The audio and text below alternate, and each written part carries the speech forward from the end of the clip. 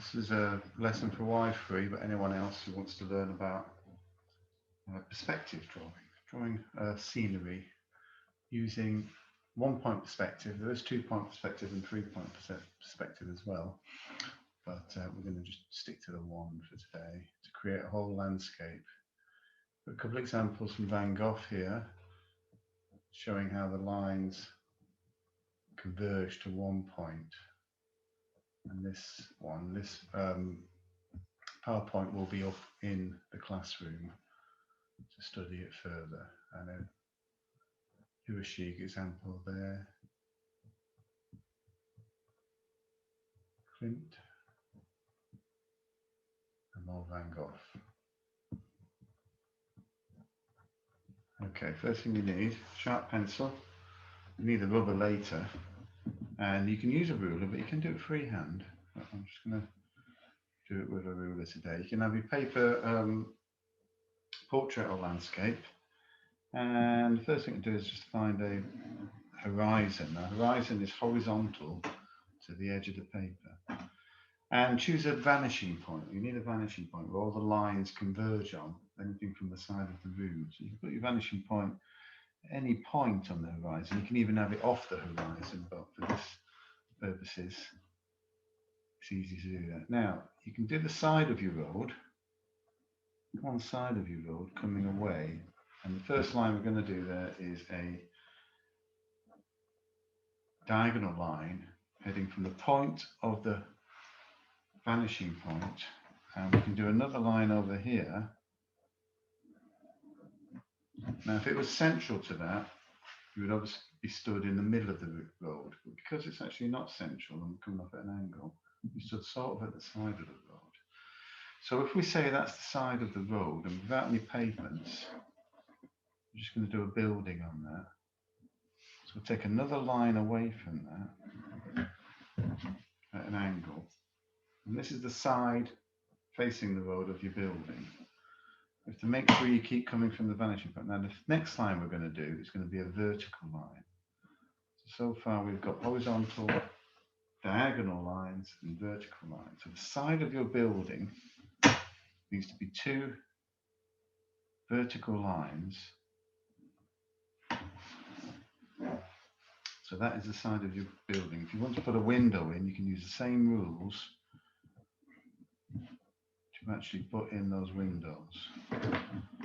So diagonal lines away from it because it's on the side of the house.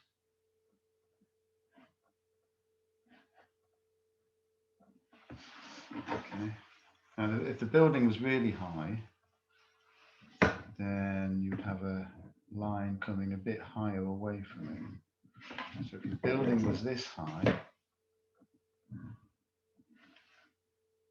for instance, that would be the side of your building. So to do the side facing the building rather than on the side of the road, we need another horizontal line. And the same here, the top of the building. And we'll just draw in this side of the building. I'm doing this quite dark to show all the guidelines and things, but normally you would do it quite light so you can rub them out. So taking the line horizontal up from the middle of that, we can find the top of the roof, which I'd say was about there. So the next lines I'm going to do are not the diagonals from the vanishing point, which is there. They're actually ones that have nothing to do with the vanishing point. These are the sort of incidental lines because they're at a different angle. They're not part of the box. So that's the top of your roof there. So the top of the roof going along would follow the same rules as the side of the building. So we take it from the vanishing point. Okay. The hardest bit next is drawing the other end of this roof, and it has to be exactly the same angle. So the way to do it is just to lean it across and join up that line. So they have your building. You can add in doors, windows on this side of the building. Doors and windows with vertical and horizontal lines rather than the angled ones that were there. Okay, this building being taller follows the same rules.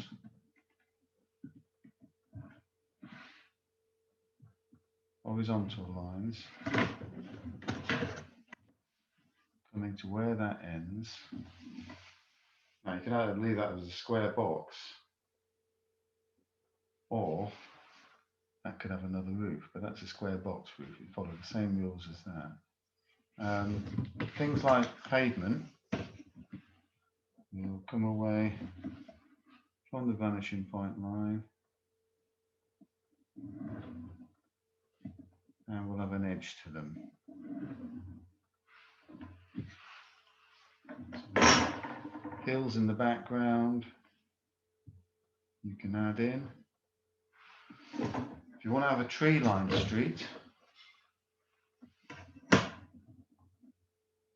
create your pavement on this side,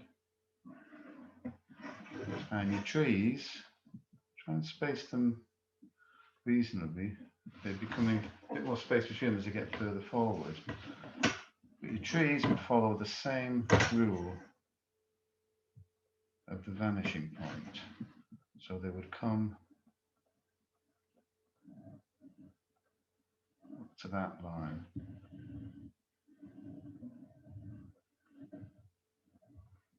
And you can draw them in as you want. Have more buildings on that side, or you could even have a park. Things like vehicles, it's best to try and keep them as a sort of a box. So if you're going to do a vehicle on this side of the road, back end of it first is a van, or the front end.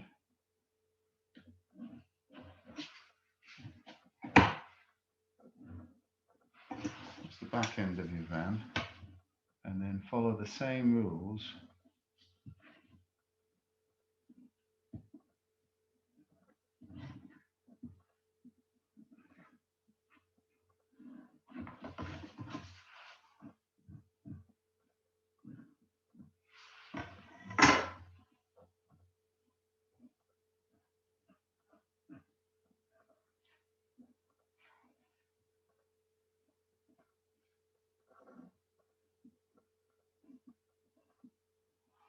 in drawing in your van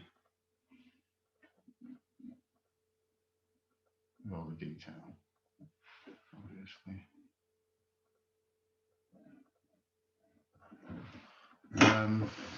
Anything else you add? Street lights, people walking. Remember that if people are walking down the street,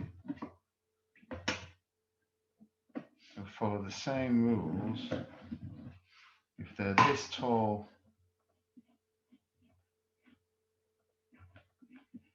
here, they're going to be this tall here. Okay.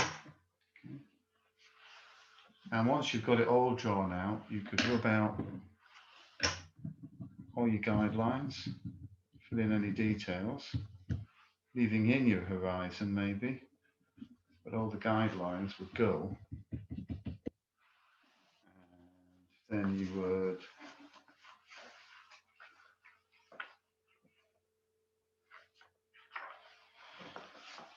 add some ink maybe to your drawing, and a bit of decoration. And that's your street or landscape with houses down the side and cars.